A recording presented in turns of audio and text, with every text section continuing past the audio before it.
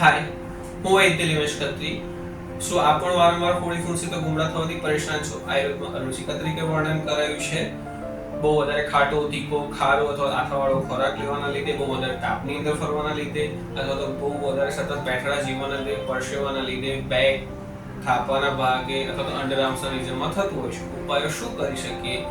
તો તાપની અંદર જવાનું ટાળીએ। જવાનું થાય છે તો 100% કોટનના કપડાં પહેરીએ, લાઇટ શેડ્સનો યુઝ કરીએ, દિવસમાં 2 થી 3 વખત મંજિસ્ટા, ત્રિફલા, કેસુડા જેવા ઔષધીય છોડો સાથેનું શાવર લઈએ। પીણા તરીકે ધાણા, જીરું, વરિયાળી અથવા તો ગુલકંદનો પ્રયોગ વધારે સારો નીવડી શકે છે।